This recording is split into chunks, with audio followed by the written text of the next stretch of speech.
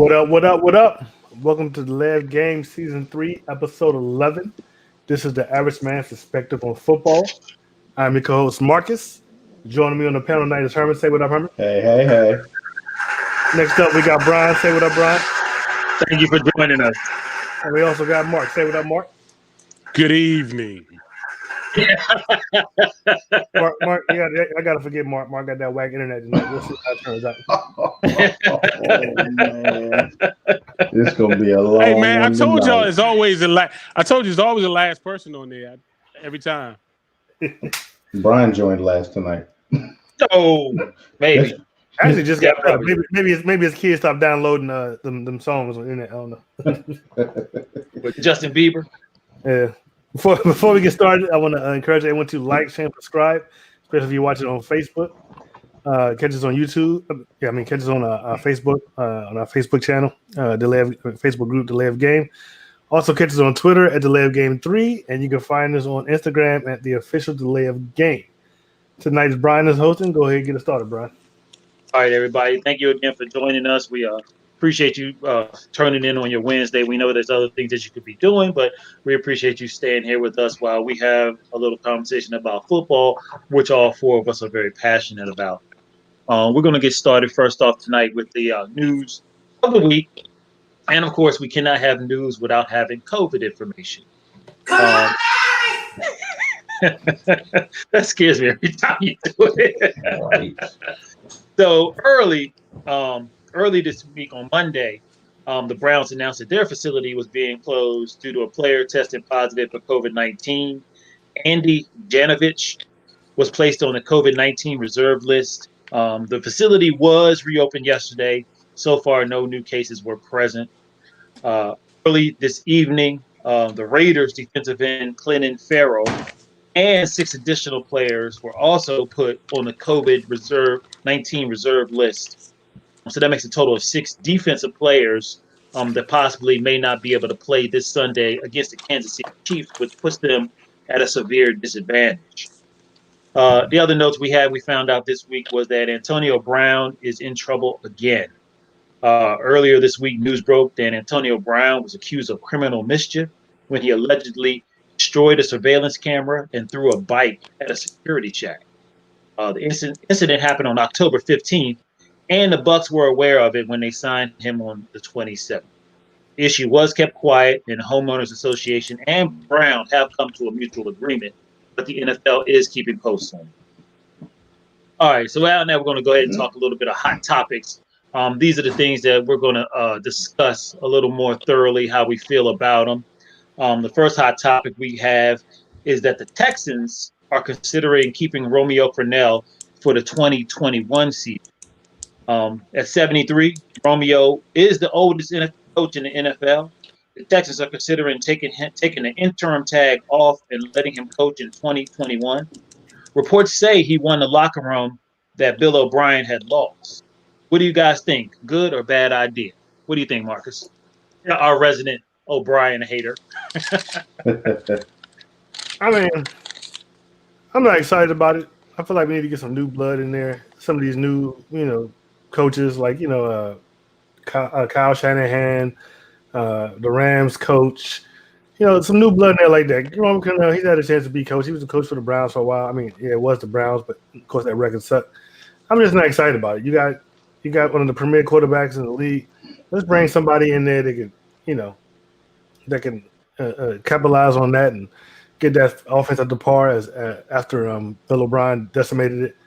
I mean, I'm just not excited about it. I mean, even though it is a black coach, it's just like the same old boys club. But like I've been saying, bring in Eric Bieniemy.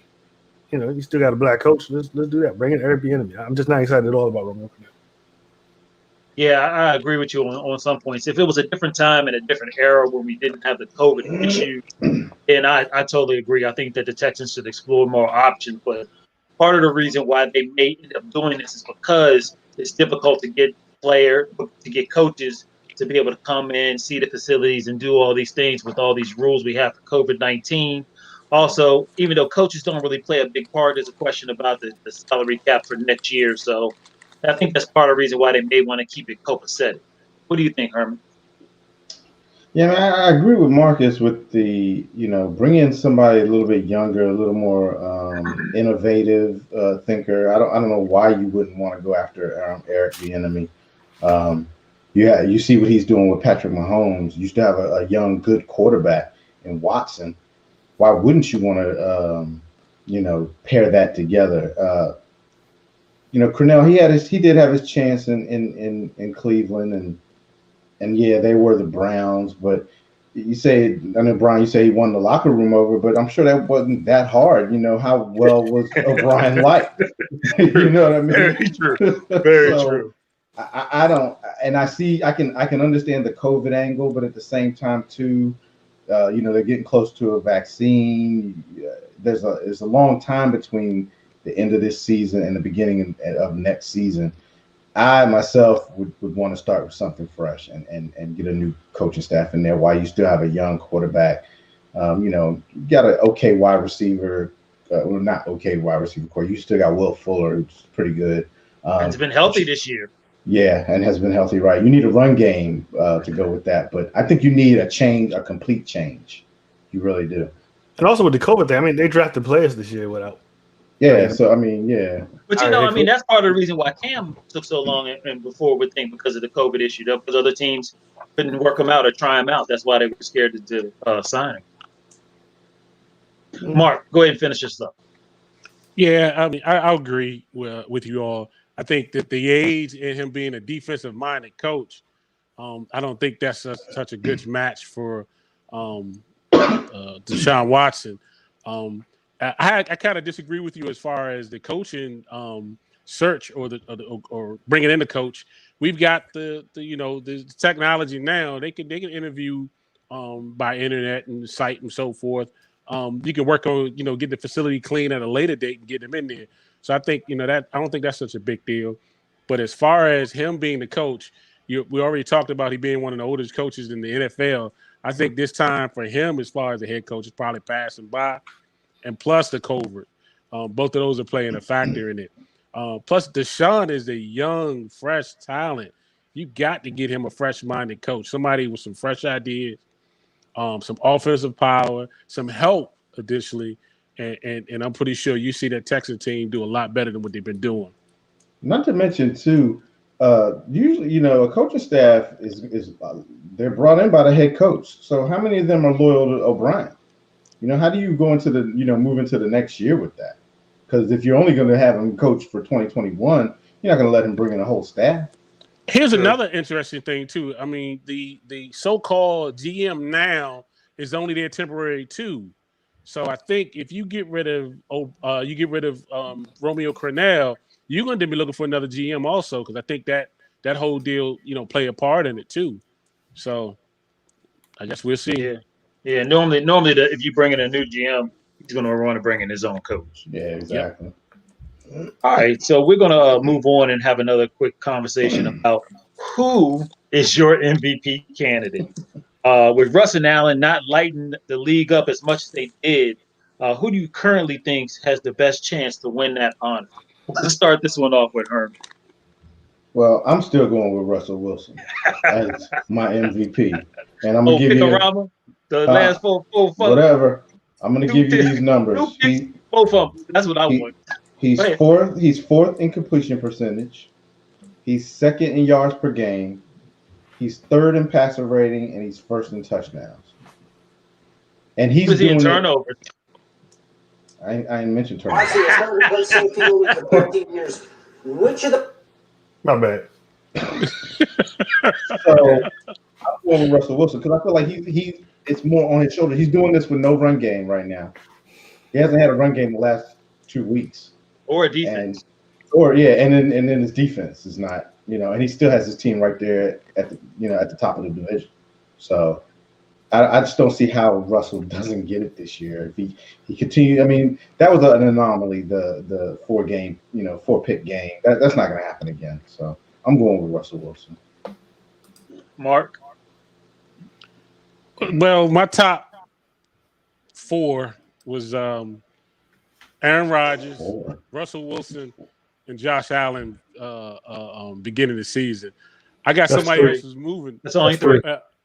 and who I say, Josh Allen, Russell Wilson, Aaron Rodgers. My fourth one moving up the chart is Ben Roethlisberger. Knew he was coming. Knew it was coming. Homer. Go ahead. Go ahead. He's moving up there for it. But I mean, I actually think it's Aaron Rodgers right now, to be honest with you. But Ben is moving up the rear real strong. Marcus.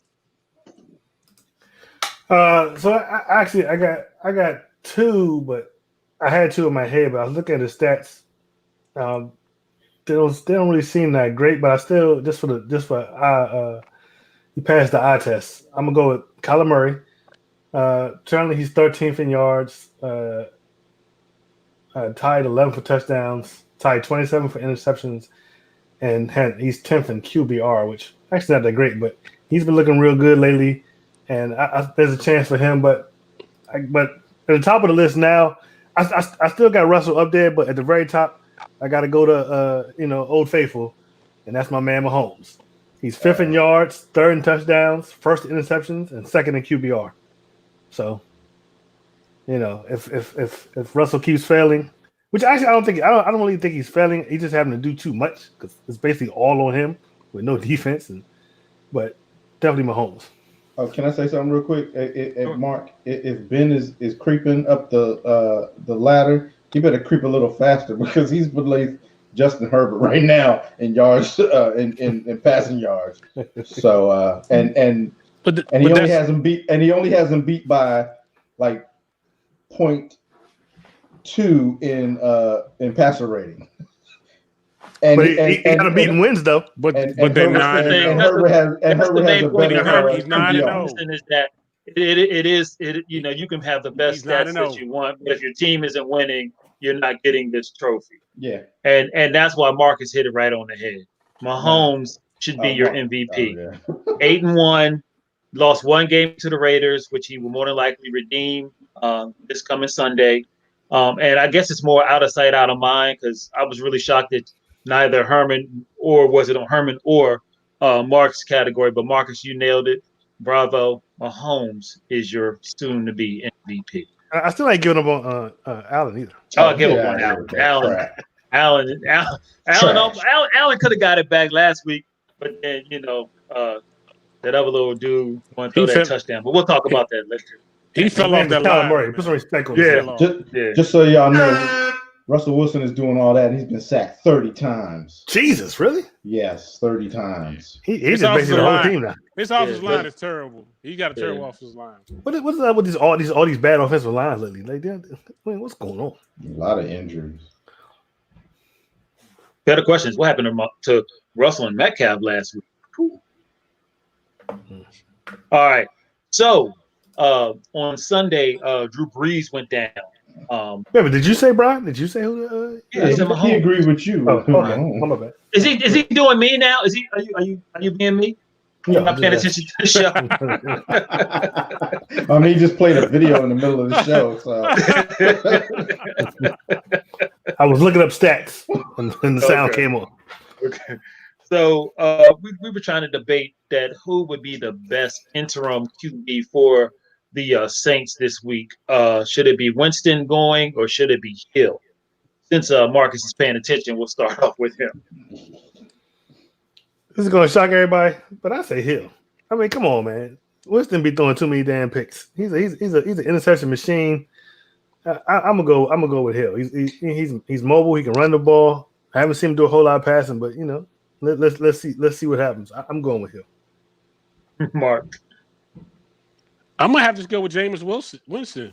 I think him and Peyton, they could do a lot more with Winston in there than they could with Hill. To be honest with you, do y'all know Winston can throw when he wants to, when he got the time, and there's a lot of talent in New Orleans that he can work with. So I think Sean Payton is sitting there cooking up something, especially just for this. So I think Winston has the tools, has the capability, and can do it and be effective. Look what they did last year with Teddy Bridgewater. I think you get the same success with Winston. Mark, you hit the nail on the head just about that. I was going to bring that up on how well Teddy Bridgewater played well enough to get him the gig that he has right now with the Panthers in just 5 games, playing with the Saints. And like you said, he for some reason the head coach for the Saints is kind of underrated or not as Sean well Payton. known. Sean Payton, but he's always been an offensive genius, and the Saints, maybe just because they keep doing it, that people don't give him the respect that he deserves. But Winston lit up the league last year. I mean, he lit up the league with picks, but he also lit up the league in passing yards. I mean, he led the league in passing yards last year. So with this offensive that he has going, especially with Kamara, I don't see how in the world you could even think about putting Hill in there. Herman, finish this out. Yeah, I mean, I agree with y'all. It has to be Winston, but it has to be Winston only because of experience. You can't put Hill back there, and he doesn't have he hasn't had the experience to succeed. And y'all know that I do not like Winston. I think he is trash. Nah, really? Yes. Winston, he's right. Winston is trash. Yeah, you cannot compare. I don't disagree. You can't compare him with Teddy Bridgewater, in my opinion, because Teddy Bridgewater is a way better quarterback than Jameis Winston with less starts and less experience. Bridgewater wasn't a turnover machine. Winston has always been a turnover machine. Exactly. And when you look at the turnovers that Winston commits, this is stuff that rookies do in their first year, and Winston's still doing it now. So that's why I say he's trash. But they have no choice but to play him because of the experience. That's what it boils down to. If Taysom Hill had a year or two of actual starting experience, and Winston's on like year 5 now or 6, they'd be starting Hill. But I mean, he doesn't have it. But Sean Payton had the opportunity last year. He signed what's his name, Mark? Teddy Bridgewater. Teddy Bridgewater last year as insurance for Breeze, and then this year he went and signed Winston for insurance for Breeze. Because they when Hill's been on there the whole time, and didn't Hill get a contract this year?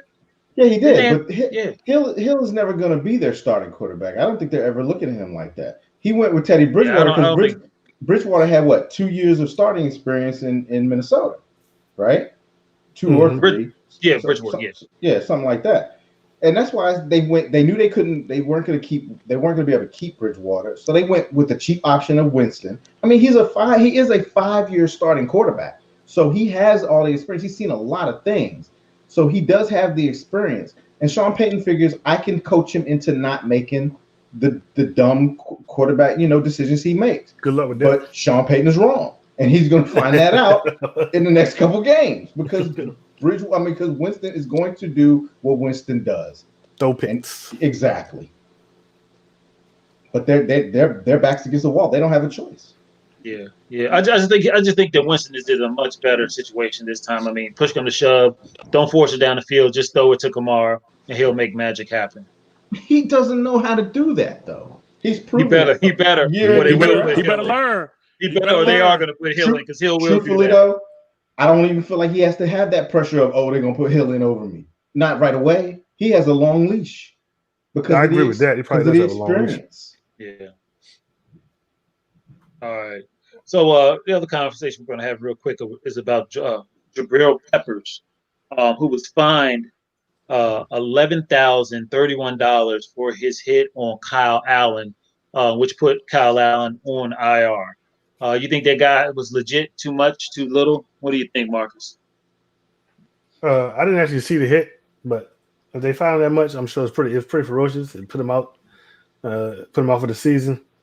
If it was a bad hit, he gets what he deserves. Yeah, I agree. It was legit, and it's not like it's the first time. He was actually an offender in 2017 also for a bad hit. So definitely legit on my point. Mark, what do you think? I disagree with y'all, man. I think even though it's a rule, you can't hit the quarterback low. His momentum, he got pushed into that quarterback. He did. When he got blocked, he got hit. His momentum drove him in there. And he was stumbling. If you look right, you got to look at the angle. It's 2 different angles you look at. He clearly got blocked into him. I don't think he should have got fined for it, to be honest with you. Nor got the personal foul at all. I didn't think it was intentional or it was a dirty hit either, Mark. I agree with you on that. These defensive linemen, they're in a no-win situation because shoulders above is a penalty, and waisting below, or below the waist is a penalty. So they have the smallest box to hit a quarterback. And then you can't, you got to let them go if you're tackling them because they don't want you to land on them. And you see his back landed into him, and you looked at him. Yeah, you exactly. Look at him. He didn't even know he hit him. He didn't realize it. Yeah, but that's just the NFL being the NFL.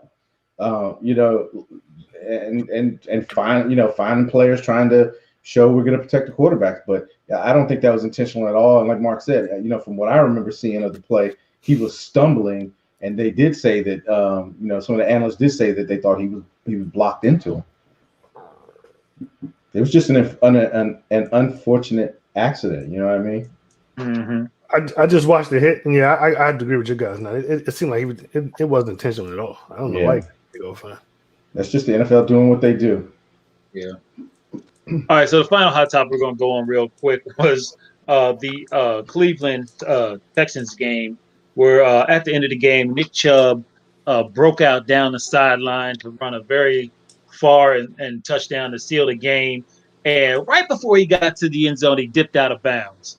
Of course, we got a lot of grief and a lot of gripe from fantasy players, but it as came well out gamblers too, as well as gamblers. Yeah, but it came out that Baker Mayfield told him, in the huddle, hey, if you get a good run, make sure you run out of bounds. Or I think he probably told him to get down.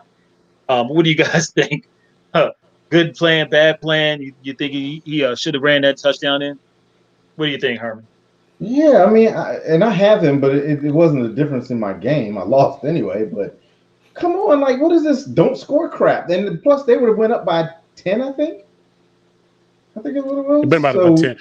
Yeah, 10 with like less than a minute or a minute and 30 in the game. I mean, come on. Yeah, you're right. It was 7-3. Yeah. Come on with this crap. It's stupid. Mark. I'm kind of both sides on it. I'm sure if I had Chubb on my fantasy, I'd have been upset. I'm be honest with you, I'd have been upset. But I understand the main goal was to win the game. So they didn't want to give him a chance to even get the ball back. So that was a smart play based on that. So I'm going to have to say winning as a team is more important than winning as an individual. So I think it was a good move. Yeah, I agree with you, Mark. I thought it was a good move. The only part I thought that wasn't as smart is what he could have did. I thought he should have just fell down in the field of play to keep that clock. Keep the clock running. I didn't think it was smart to jump out of bounds there. I think he should have just fell down. Like what was that? The famous Eagles running back, Brian Westbrook. He did it a couple times.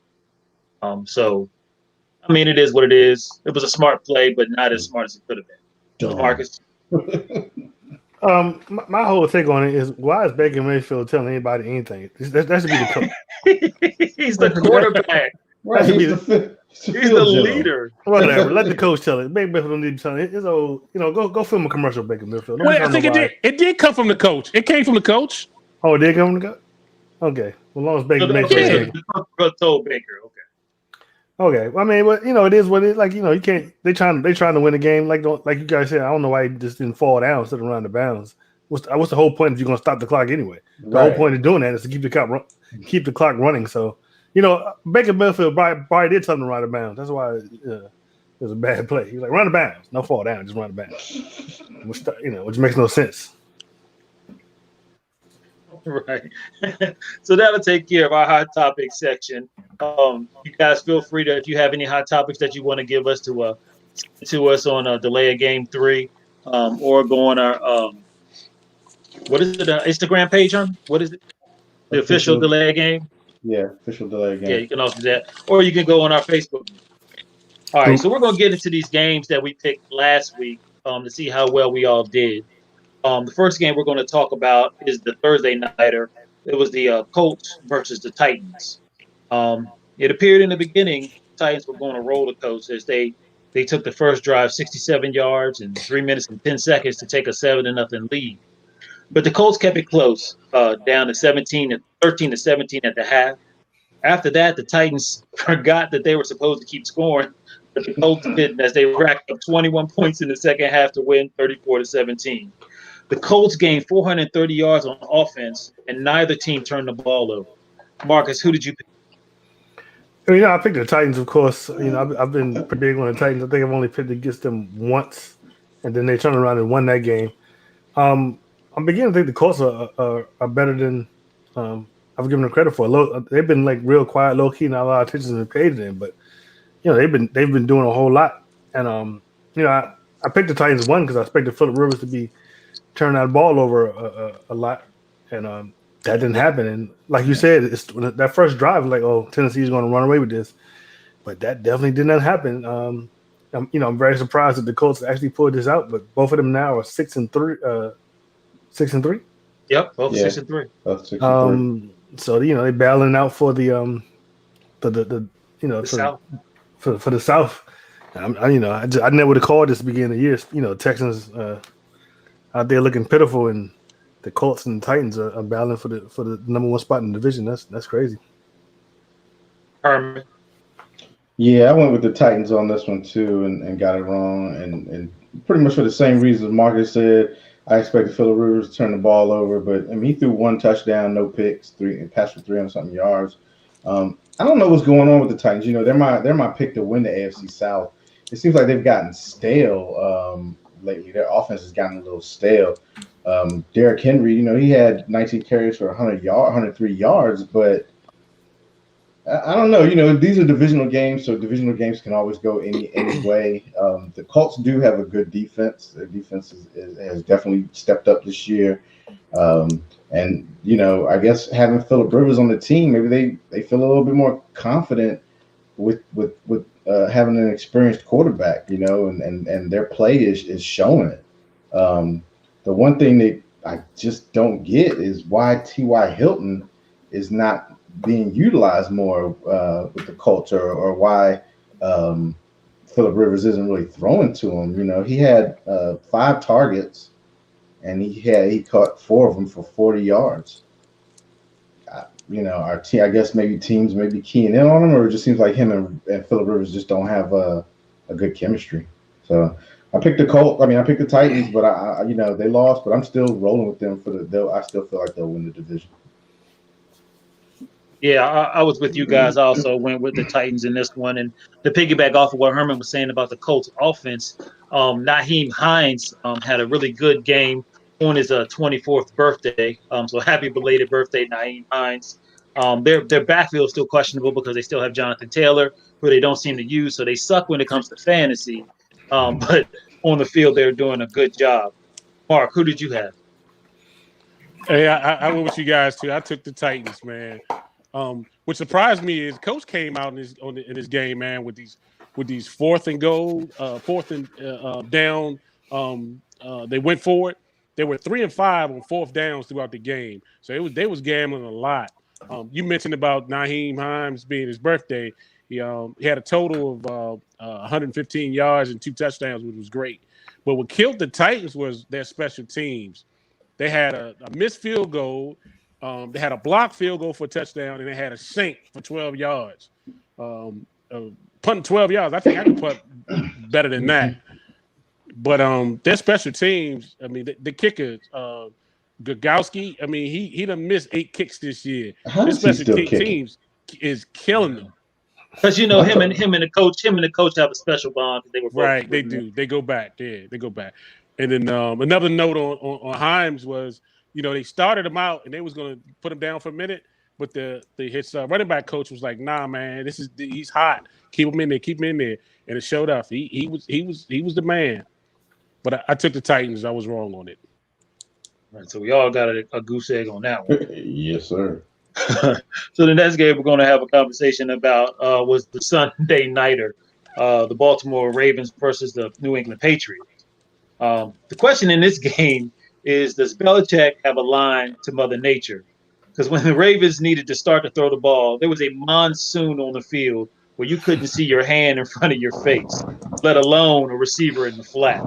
4 punts, a turnover on downs, and a kneel down were the drives in the fourth quarter as the Patriots won 23-17. In this particular game, I picked the Ravens, picked it wrong, did not anticipate the weather, don't remember hearing anything about the weather. But the Ravens keep getting off to these slow starts. The Patriots kind of put it on them, got up to a lead, and it's becoming a little static and ridiculous that every time the Ravens get down by more than like 10 points at the half, they can't seem to mount a comeback to get a victory. This one was a little tougher because again, once that weather struck, neither offense was doing anything. But I picked the Ravens, and I picked this one wrong. Marcus, who did you pick? I mean, of course, I picked the Ravens. I don't know. They seem to be missing that fire this year they had last year. Um, and like I said a couple weeks ago, I don't blame on Lamar. I blame on the coaches. I think other teams are figuring them out and they're not evolving and changing the game plan around and bringing Lamar, coaching Lamar up for him to be better. There was no reason I thought the Patriots should have won this game. I mean, they were looking real bad the last couple of weeks. Especially if you look at the stats compared to Lamar's compared to Cam. Lamar was 24 34, 229 yards, 2 touchdowns, 1 pick, and Cam only had 118 yards, 13 to 17. So it seems like that this year people they have the Ravens number, and it's up to the coaching staff to evolve and to do better, and Lamar has to stop being the top rusher. I mean, Mark Ingram didn't do anything. He was 5 carries for 5 yards. There's something going on there. They need to reevaluate so they can, if they want to make it late into the playoffs. Herman. Yeah, I picked the Ravens. Got this one wrong, and I was going to piggyback. I'm piggybacking now, but that's what I was going to get to with the Ravens. Is this isn't Lamar's fault? Lamar's doing everything. Like Marcus said, he was 24 for 34, 249 yards, 2 touchdowns, and 1 pick, and then he was their leading rusher. And when you look at the box scores, nobody's doing anything on this team. I don't know if teams have decided we're going to just shut down their run game and see what happens, and that could be what it is because I mean nobody seems to be that concerned with their receivers. They're not huge threats out there, and yeah, the rain that played a role in it too. But the Ravens just Lamar's doing it all by himself, and maybe he's overdoing it, if that's possible. It's just they just look out of sorts out there. It's kind of crazy. They really look out of sorts out there. But the Patriots didn't look that much better in my opinion. They did have a big game out of Damian Harris, 22 carries, 121 yards rushing. So they seem to have found that.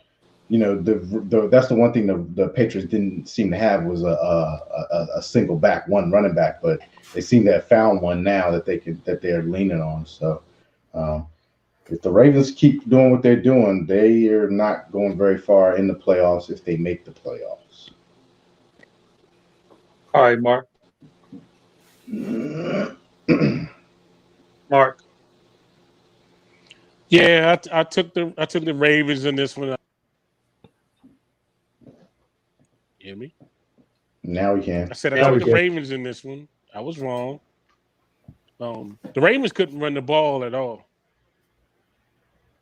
They couldn't run it at all. The Patriots are pretty much dead in the pass, and of course they couldn't pass either. The weather conditions played a big part in the Ravens not being able to do anything, but the Pats did have a pretty good, decent run game. It line is not that great, and they don't have a real true number one wide receiver. So with that, Ravens they got to do a lot of work. They got some work to work on. But I took the Ravens and I got it wrong. All right. So that is we all picked the Ravens on that one, so we're over 2 now. Yep. So Fifth Beater had a question. He said, "Is there a decent line at B-more to support the run?" No. Yeah. No. Yeah, I think they had some injuries. They lost. Yeah, but they've been in the top 10 in rushing in this season. So. But they lost. They lost their left tackle, I think. Yes, they did. We was at the game, Brian. Yeah. They lost them. Yeah. Yeah. Yeah, we're always yelling at me, Mark. I told you about yelling at me. All right, so we're gonna move on to the Monday nighter, Yep. Vikings versus the Bears. I think somebody needs a hat. Yeah, is this one? Oh, that's Marcus. Marcus, not you. Oh yeah. I'm later. You're up next. We'll wait for you, Marcus. We'll wait for you, buddy. Shut up.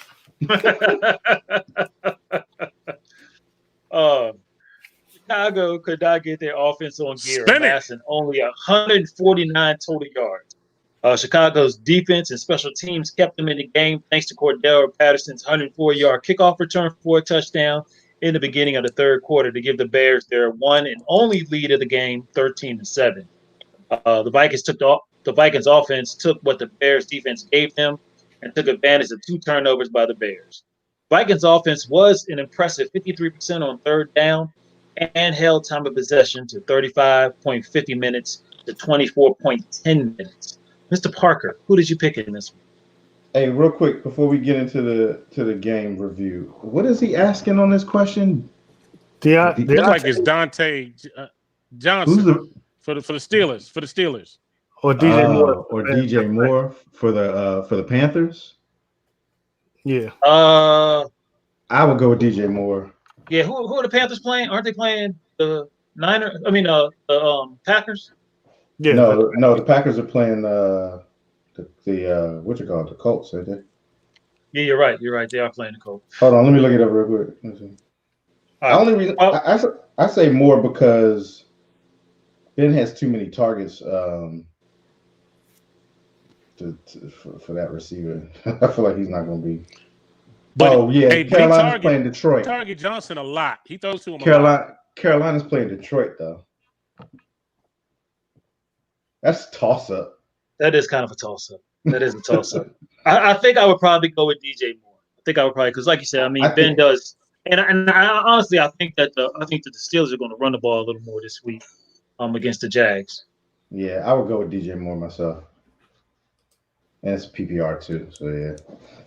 All right, back to the game. Sorry. We gotta. The fan wants to ask a question. You gotta. Absolutely. The viewers. So yes. Mark, who did you pick in this game? Vikings, Bears. Well, we know who you picked. I took the Vikings. The That's true. You know what? That's true.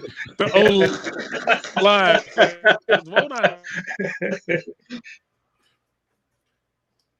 Mark, you still there? Y'all kids don't get up. I'm still here. I'm good. The O-line played very good. Jaden, get off YouTube. Shut up. Stop playing Fortnite. The weather. The offensive line was very patient with the running game. Go ahead, Mark. I'm sorry. Go ahead. It must be thunderstorming where he had it, Waldorf. Y'all are so rude. Black cloud. That must be that one house rainstorm right there. Sorry, Mark. Go ahead. We're trying. Go ahead. Hey, hurry up. I can take the damn hat off. Shit. The Bears pass rush with Khalil Mack was not effective at all. If you look at Adam Thielen, he almost gave the game away. If the Bears had a better offense, they would have been the Vikings would have been in trouble. But Nick Foles looked like he was confused out there.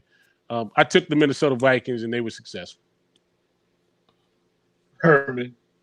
Yeah, I picked the Vikings on this one, and y'all know why. One of the reasons is I was never going to pick the Bears as long as Nick Foles or Marcus. Trubisky. Marcus, take that hat off. Why? Because I picked the Bears. Oh, God damn it. No, Marcus. I did. I picked the Bears. Yeah, I did. Damn it. I did. Oh, so both of y'all bums. Huh? Yeah, our production is terrible. We have better production. Yeah, I picked the Bears. Go ahead, Mark. Well, if people would track their own picks, they would know. I tracked mine. I know I picked the Bears. But yeah, I'm never picking the Bears with Nick Foles and Trubisky at quarterback. like Mark said, if their offense was better, they would have won this game. But their offense is trash. You know, Kirk Cousins threw a pick. I think they had like what? They had 2 turnovers. Yeah, each of them turned the ball over twice. Yeah. Minnesota turned the ball over twice, and I think Chicago got a field goal out of it. That out of the 2 turnovers. But Minnesota. You know, Minnesota's hot right now. They got easy game coming up this Sunday. So make sure you put your Minnesota Vikings players in if you have them. But yeah, I picked the Vikings and I got that right. Yeah, I picked the Bears in this one. Kirk Cousins, my apologies. I thought your 0-9 record on Monday night was going to continue to haunt you, and I was actually kind of close. You did finally pull it out, but not in the manner that was really consistent. But the like Mark said, if the Bears had an inkling of some type of offense, the Vikings would have been in trouble in this game. They were efficient though. The Vikings were very efficient again on third down, and that was part of the reason they were able to get long drives, eat the clock, and then I believe Nick Foles got hurt in that game near the end of the quarter, near the fourth quarter. Not that it would make a difference because I mean he is garbage on wheels, but I picked the Bears. I picked that wrong. Towards the end. Yeah, Marcus, who did you have? I picked the Bears. Like you guys were saying, their offense was anemic, man. I mean, they never even scored one offensive touchdown. Only touchdown came off there was a kickoff return starting the second half. And I still got faith in Nick Foles. Super Bowl winning, Super Bowl MVP Nick Foles. Might not even get his job. I don't think he's playing. He's coming back. No, is he? He was carted off the field. He was hurt. Yeah, he hurt his hip or something. It was just a hard game to watch, and you never had to apologize to Kirk Cousins. So what? He won in 9 now on Monday Night Football. He's still a bum, and I would always pick the Bears against a Kirk Cousins led team. So I picked the Bears. I was wrong. He's better than all the quarterbacks on the WTF team. WFT. He's not better than Alex Smith. Thank you very much. I beg to differ. He's better than all the remaining quarterbacks on the Dallas Cowboys. That is very true. Hey, I would take him right now. If Corey, if you happen to be watching, I'm going to have to catch up with you because my hair is so thick the hat barely fits. Looking like Moses again. Hopefully, I won't have to wear it much often. But of course, we're going to have a conversation about the Buffalo Bills against the Cardinals. Which again, this game was a -5, -1.5 that the Cardinals were giving up. So even Vegas wasn't sure who was going to win this one. But the Bills and the Cardinals put on a show for the ages Sunday. The largest lead, huh? I said they sure enough did. The largest lead was held by Buffalo, 23-9 in the third quarter. The Cardinals fought back and took a 23-26 lead after a Josh Allen interception near the end of the fourth quarter. A Josh Allen interception. Okay. I didn't pick him now. I didn't put him in there anymore. So near the end of the fourth quarter, the Bills mounted a 73-yard drive, ending in a Diggs touchdown, leaving only 39 seconds on the clock. The Cardinals used every second to go 75 yards and get a Hail Mary winning touchdown catch from Hopkins while 3 defenders were around him. Since I'm the host, I'm going first so I can take the hat off. Nah, it don't work that way, bro. What you mean? You can go first, but you still wear the hat throughout the No. Once I told you, I can take it off. No, you gotta wait throughout the segment. You wear the hat. You wear the hat through the segment. Wish I had a flag. I'd throw it on the play. All right, Herman, go ahead and tell us who you picked. And spin it. And we already know who you picked. Spin it. You know mine is broken. I wear it. You broke it on purpose. That's what you did. You broke it on purpose. Is it spinning? It's spinning. No, it was a little bit. Yeah, I went with the Cardinals on this one, and I got it right barely. It took the Hail Mary at the end, but it was a great game. I mean, this so-called MVP candidate guy, he had a 70 QBR and a 77 passer rating. He threw the ball 49 times, man. That's way too much. Yeah, it's way too much. But Kyler Murray, Mighty Mouse, what they call him, he was pretty. Don't say that, Herman. Marcus gets offended. So he was pretty efficient. He was sacked 3 times, so he was under a little more pressure than Allen was. But I think the difference in this one was that Arizona had a running game. Kenyon Drake, 16 carries, 100 yards. Leading rusher for the Bills was Josh Allen, 7 carries for 38 yards. So, that's putting too much on your quarterback. Plus, he threw 49 times. He needs to get a little bit more help in the run game. He's got good, he has a good receiving core. He definitely has a good receiving core. He got Beasley in the mix, got Diggs and John Brown. But it came down to that man, DeAndre Hopkins. When Hail Marys rarely work, but when are they ever supposed to work? When it's one guy on 3-on-1. Yeah, exactly. It ain't never supposed to work.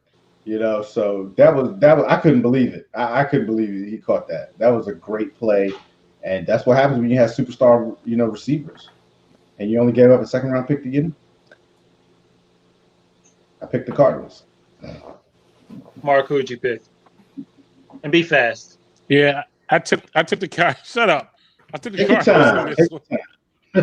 Take your time, Mark. Hey man, Kyler Murray, man, he bought time to get that pass off, which was incredible. He shook a defensive lineman, got the ball out. This is the 2nd worst trade in NFL history. You know what the first one was, right? Herschel Walker to the Dallas Cowboys. That was the 2nd worst, the first worst one. But Kyler Murray, you know what? He never threw a Hail Mary throughout his career. In high school, he was 42-0, so he never had a chance to do it until Sunday. I think the other forgotten hero in this game, if the Buffalo Bills would have won, was their kicker, Tyler Bass. He made a 54-yarder, a 55-yarder, and a 58-yarder. The man was kicking out of the stadium. He was kicking it up the ball everywhere. But I took the Cardinals on this. I'm about to say, was he on your fantasy squad, Mark, or?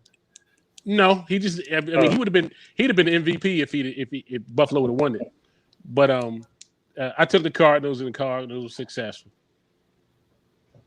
All right, so we already know who Marcus picked, so I'll just go now. Well, I get my say too. Hold on. First of all, of course, I picked the Cardinals. Like Herman said, this was a very good game.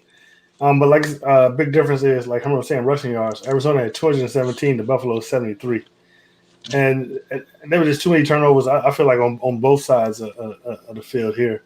And that last play right there, every Texas fan should march to Bill O'Brien's house and protest outside, because that's why you don't let quality wide receivers go. Like Herman said, 3-on-1, one of him, and he's surrounded with 3 people, and he still caught that ball. And here's the kicker: Cliff Kingsbury came out later on and said that actually Kyler Murray, being his height, he couldn't see the end zone. He threw that ball based off looking at the jumbotron, which that's crazy. I mean that whole play is crazy. But everybody on the Bills defense that was on the field on that play, they need to run laps every day this week for letting that happen. But yeah, Kyler Murray, I'm very shocked. I mean, I was always hoping. I'm very shocked at what Cliff Kingsbury and Kyler Murray are doing in Arizona. They're looking real good. They have the same record as the Seahawks right now. It could be big things for them. But yeah, I picked and they play each other Thursday. Yeah, I picked the Cardinals, and they pulled it up. Hey, I just wanted to say on that play. On that play, if White wouldn't have tried to catch the ball and batted the ball down, he might have had a chance to stopping it. And then Jordan Poyer, number 20. Wait a minute, Jordan they didn't jump. They didn't time it. But. And got in the way and bumped into him. So it was like, it was like too much. It was like too much stuff going on. Yeah, but Herman was right. None of them timed that jump right. Yeah, Hopkins high pointed that ball. He was crazy. That ball. That was crazy. And that's basic wide receiver right there. Go up and get the ball at the highest point. Get it. Hey, and I wasn't looking at the game until you guys. I will leave the show. Okay, I will walk off the show. Go ahead, Brian. I just want to mess with you. This guy always got all this extra stuff to talk about. Thank you for the intro, Marcus. So, as you guys can You tell, I'm wearing the suck. dunk hat because I picked the Cardinals and I picked the Bills. And if actually, what you guys is Herman was right. He brought up a really good point. The Bills should have been running the thing. Had they been had a running game, Josh Allen probably wouldn't have thrown that interception, which actually gave them a chance to get back in that game. When you're up 23-9 in the third, you kind of should have that game in hand. But they kept throwing it, almost like in the Super Bowl. But to Marcus's point on that play too, not only did he use the jumbotron, but for you Cowboy fans, you'll remember this back when the Packers played the Cowboys in the playoff game. They ran that exact same play. That play was not supposed to be in the end zone. That play was supposed to get them closer. I to did the hear end about zone, that. Yeah, I did hear to that. make another throw. He was supposed to throw that to the sidelines to a receiver going a little deeper, just so they could get a little bit closer to try to do another better play. But Kyler Murray saw it, took a chance. It ended up working out for him. But there's the Hold same on. play that the Cowboys. You know what happened? Real quick, too, the defense, the Buffalo's defense played it wrong because they covered that short out, and there was no time. They could have just let that go, and they could have played. They should have played deep, and it would have had more men back there that could have covered that ball. And he would not have caught. Then he would not have caught that. Go ahead, Mark. Go ahead. Here. Go ahead, Mark. Humphreys, the block, and he missed the block, and therefore, no, wait a minute. He missed the block, and therefore, it put more pressure on Kyler to make him kind of scramble out. So that's what blew the whole play up too. They blew the timing of that out. Yep. Yeah.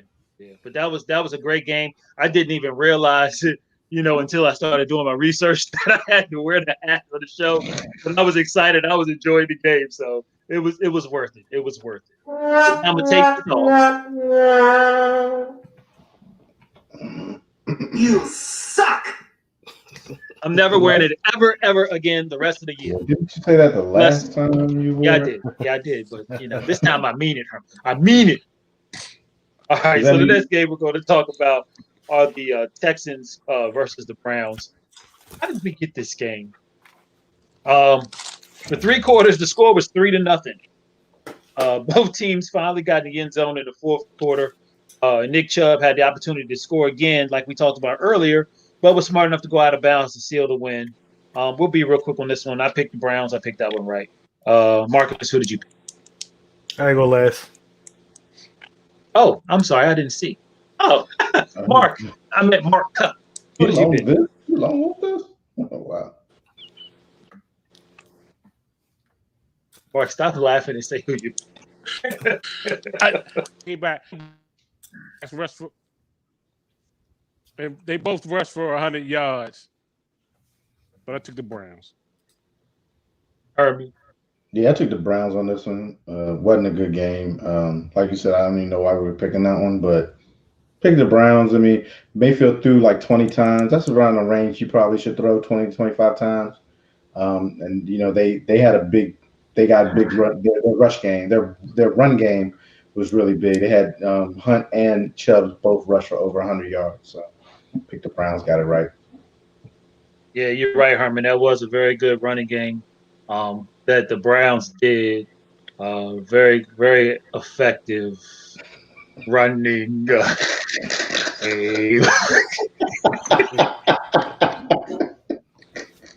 All right, Marcus, go ahead. Who'd you pick, buddy? Well, obviously, I picked the Texans. Bill O'Brien, he did way more damage than I thought. And, the Texans are a rat. Not that the Browns were good. It was all Bill O'Brien. Huh? It's all Bill O'Brien's fault. I mean, that's why DeAndre Hopkins is catching game-winning passes for another team instead of the team he's supposed to be on. Like you said, I mean, Cleveland, their rushing yards were just astounding. 231 to 90 rushing yards. It just wasn't. It was a sorry game, and the Texans just it might be wild for their good again. They definitely need. I feel like definitely need Airbnb in there. Get rid of Romeo Cornell. I picked the Texans. How many teams are you gonna put that dude on? Who? How many teams can he coach at once? I've been saying Texans the whole year. Okay. Since Bill O'Brien got fired, so okay. I'm consistent. Okay, don't question me. I'm sorry. Go ahead. Yeah, please. about to get muted. But yeah, I picked the Texans, and I picked wrong. And did he spin it? Did he spin?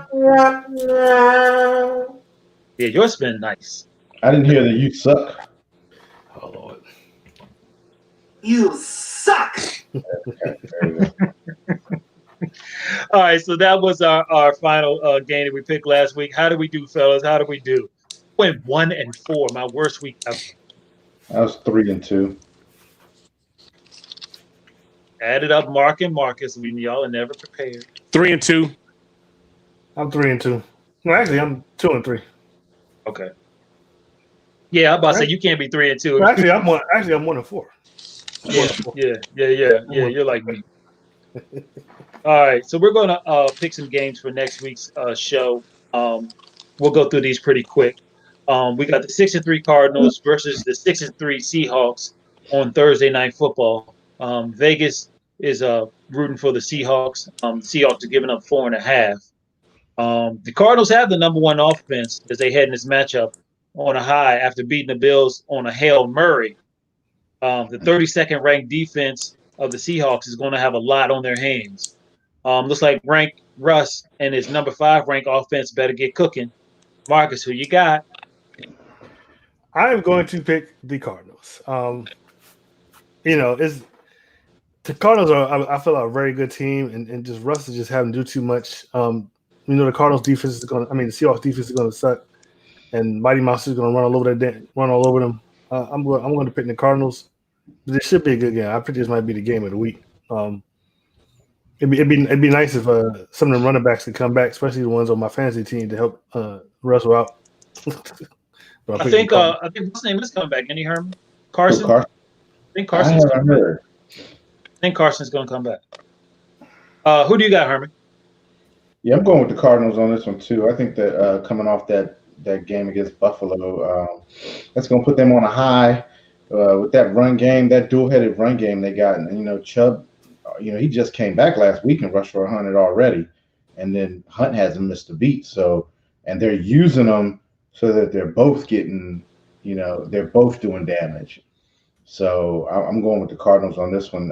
Rush, you're still my MVP, but your defense is not helping you.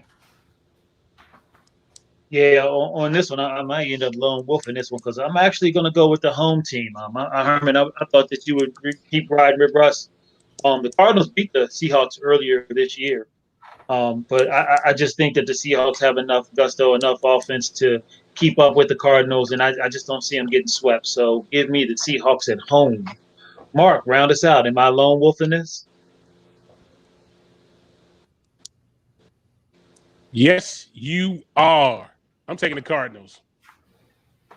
Can I get the music?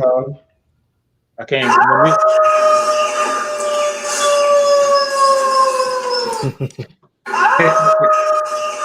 Marcus, I told you I don't want that one. I want the other one.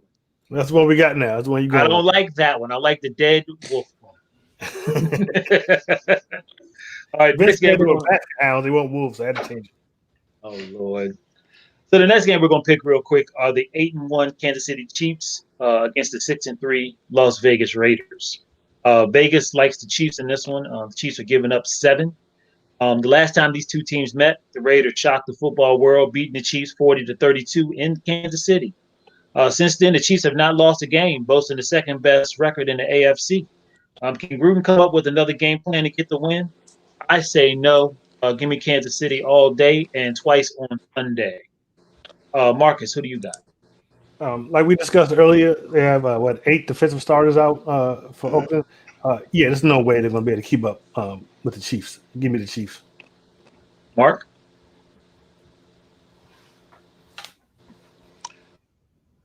Yeah, Raiders, they need this win badly, but I don't think they're going to get it. I'm taking it. You said the Chiefs. Okay. And Herman? Yeah, I'm going with the Chiefs. I don't think the Raiders are going to be able to pull this one out. Yeah, they got their eight defensive starters are on the COVID list, but they still can possibly play. But just this disruption alone, for practice and everything is even if they all do play, it's going to throw them a little bit out of whack. So Chiefs are coming off a bye, nice and rested, and Andy Reid has that ridiculous record coming off of a bye. Yeah. Chiefs hands down. All right, so we're all in agreement on that one. Next game, we're going to have a conversation about the 6-3 Rams versus the 7-3 Buccaneers. And this one, the Bucs are giving up 3 based on Vegas statistics. The Rams' second-ranked defense heads into Tampa Bay to battle the third-ranked Bucs offense. Both teams got big wins against the Seahawks and the Panthers, respectively. Monday night's winner will be a big step in their playoff bids. Mark, who do you have in this one? Tom Brady's coming off one of his worst games. Last week he threw for over 300 yards. Aaron Donald is among one of the top of the third in the league as far as sacks. I'm going to take the Buccaneers on this one. Herman? This is going to be a good one. Good Monday night game. But I'm going with the Rams on this one. The Bucs are just up and down each week, and I just think this will be the down week. So, was it down last week? They was up last week. It was up last week. Yeah. Okay. So yeah, this is their down week. Marcus, I'm at the co-sign off of everything Herman just said. The Bucs are up down. I think the Saints have shown how you can beat Tampa Bay. And you got Aaron Donald there. And if they follow that same protocol, just keep rushing Tom Brady and stay in his face, I think the Rams can pull it up. I'll take up the Rams. Yeah. After I talk, Mark, you can go ahead and howl because I'm also going with the Rams on this one. Marcus, you hit it on the head. Aaron Donald is going to push that pocket right in Tom Brady's face, which is what he hates. And the one way to stop that offense, give me the Rams. And you got something else to say? no, go ahead.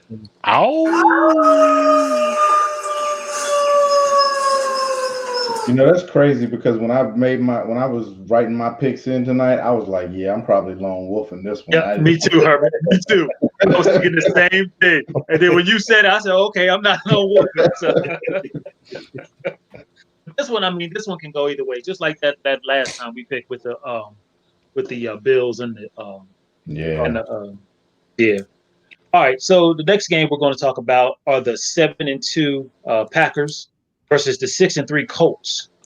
Believe it or not, folks, the Colts are giving up 1.5, more than likely because it's a home game. Green Bay had a little scare last week against the Jaguars, and they have to go to Indy to tangle with the number 1 Colts defense, who played last Thursday, beating the Titans. The Packers need to attack the Colts' 23rd ranked rush defense and turn Rivers over a couple times to win. Colts likewise should run the ball and hold the time of possession to keep Rodgers on the field. Mr. Triplett, who do you have? I'm going with the Packers. I know that the Colts have a good defense, but again, the Packers are up and down each week, and the Colts are up and down each week. Colts were up last week. Colts are down this week. Packers down last week. Packers up this week. Going with the Packers. Man, this one was tough, and Herman, everything you're saying makes sense. And I don't know how the heck I'm going with Rivers because I don't think he's a good quarterback. But for some reason, I think the Colts are going to pull this one out. Probably going to have to wear the hat. I'm probably going to lone wolf this one, but I'm going to go with the Colts. Mark, do you agree or disagree?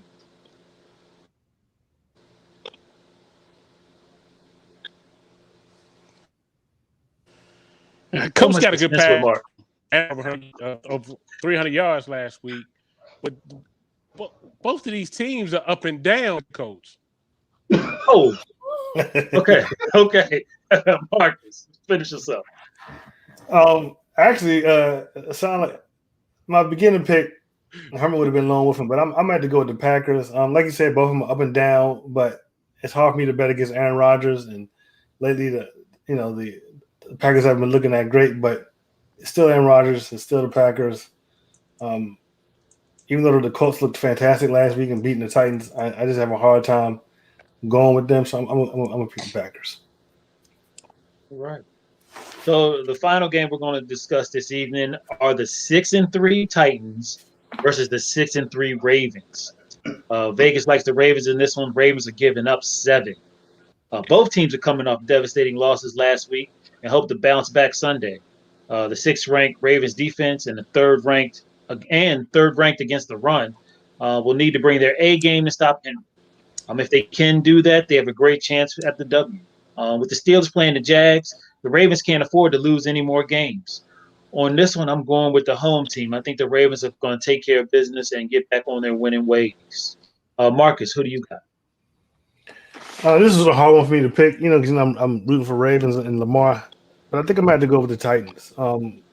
If they have even an inkling of the repeat performance they had in the playoffs last season, they're going to slaughter the Ravens. And I just feel like maybe the Titans might have a number, and the Ravens just haven't been looking good last couple of weeks. I think Greg Roman's offense is getting stale, and I just think if Derrick Henry can get that ball and just pound it down their throats, then I believe the Titans can pull it out. So I'm gonna pick the Titans. Yeah, you brought up a good point, Mark, about that offense being kind of stale. Mark, who you got?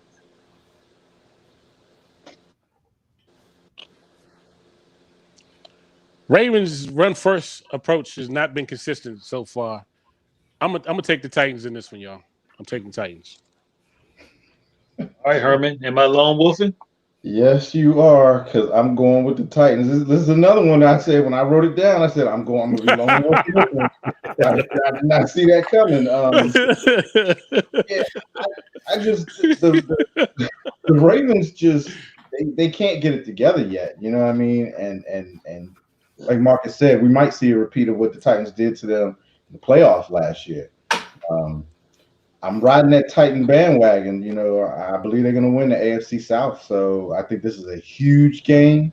Definitely. And they win this game, it's going to start to propel them where they need to go. So I'm going with the Titans.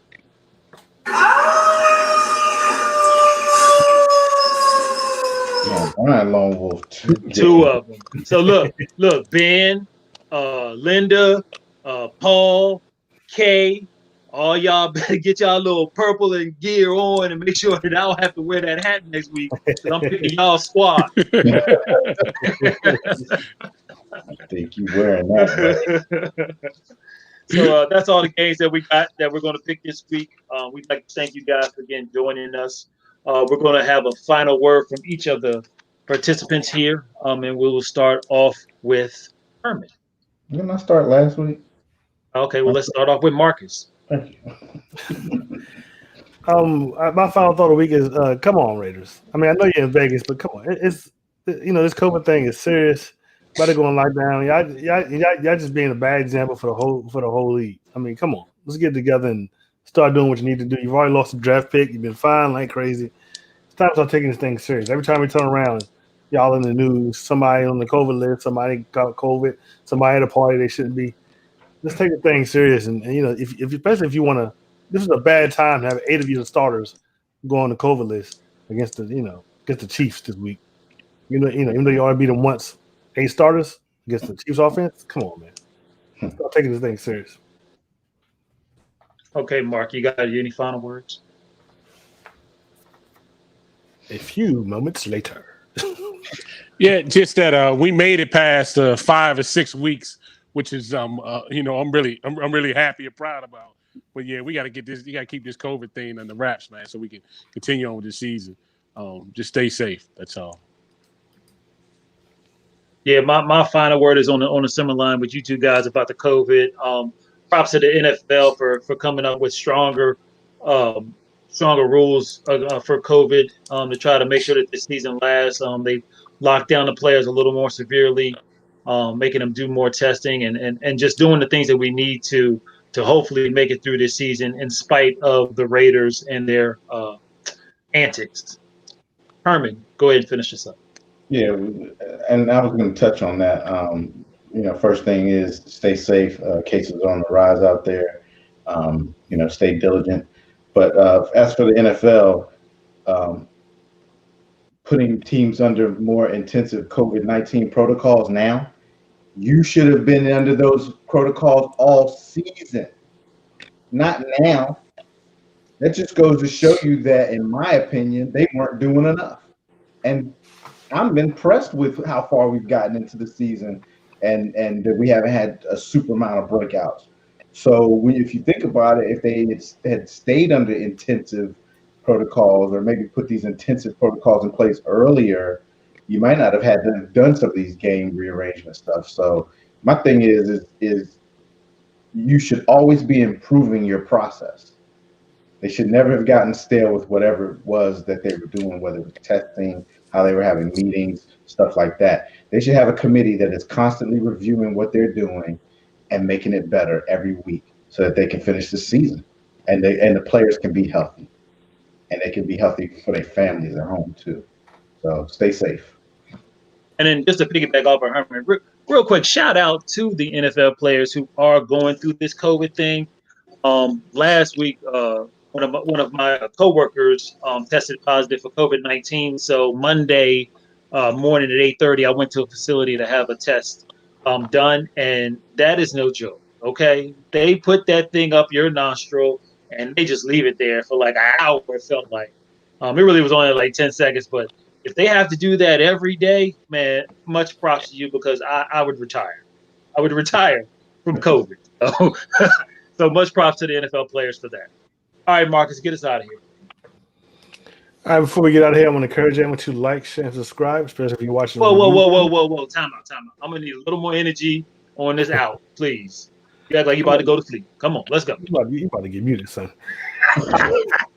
I'm going to, before we leave, I'm going to need everyone to like, share, and subscribe, especially if you're watching on YouTube. You can catch us in our Facebook group, The Live Game. You can also catch us on Twitter at the Live Game 3. And you can catch us on Instagram at the official The Live Game. We'll see you next week, day before Thanksgiving. Hope you can still join us. Hope you ain't in that kitchen cooking too much, but you can always just watch us on the phone or watch us on your tablet. We'll see you next week. Same bad time, same bad channel. Peace. We out. Peace.